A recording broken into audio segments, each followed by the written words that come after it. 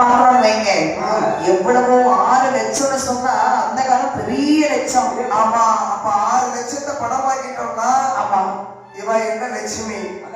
6 லட்சத்துக்கு நல்ல தொழில் பண்ணி கைப்பிடிக்க ஒரு லட்சுமி, கால் பிடிக்க ஒரு லட்சுமி, தோல் சாய லட்சுமி, என்ன தேய்ச்சி விடுறதுக்கு லட்சுமி, இப்படி எத்தனையோ லட்சுமி வாங்கலாம். பணம் இருந்தால் 7 லட்சம்னால நம்ம விலைக்கு வாங்கலாம். ஆமா, அதனால இவன் நமக்கு தேவையா? கண்டிப்பாக.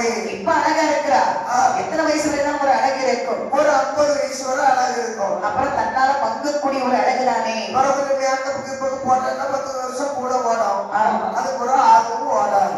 ஆகையினால் எப்படியாவது இந்த லட்சுமி நமக்கு என்ன தேவையில்லை. ஆமா, அவன் போட்டிருக்கிற நகை மட்டும் தான் நமக்கு தேவை. இதை எப்படியாவது இந்த நகையை கைப்பற்ற வேண்டும். ஆனா இந்த நகையை மட்டும் நம்ம வித்து பணமாக்கணும்னு வைங்களேன். சரி, கால வரையவும் எந்த ஒரு வேலைக்கு எந்த கோயிலுமே பூசிக்க வைக்க வேண்டாம். வீட்டுல இருந்து சாப்பிடலாம், மணி அடிக்க வேண்டிய வேலையே கிடையாது. வீட்டுல இருந்து அழகா சாப்பிடலாமே, கால் மேல கால் பட்டு உட்கார்ந்து சாப்பிடலாம். ஆமாம்மா, அப்படிங்கிற ஒரு நினைப்புல இந்த விருதி நினைச்சிட பாருங்க. ஒரு நகையெல்லாம் கழட்டணும். ஆமா, அப்படி நாட்டுக்குள்ள சுற்று மட்டும் பார்க்கிற எந்த ஒரு ஆள் நடமாட்டமும் கிடையாது. இதுதான் நல்ல தருணம்.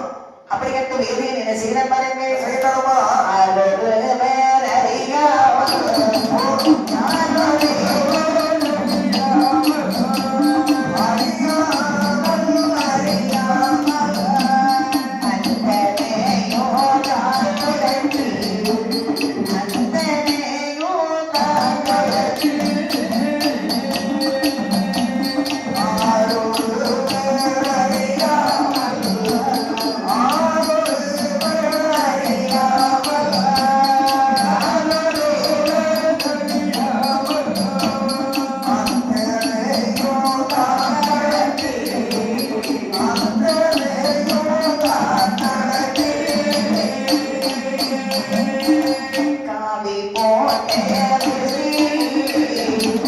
காவி போட்டே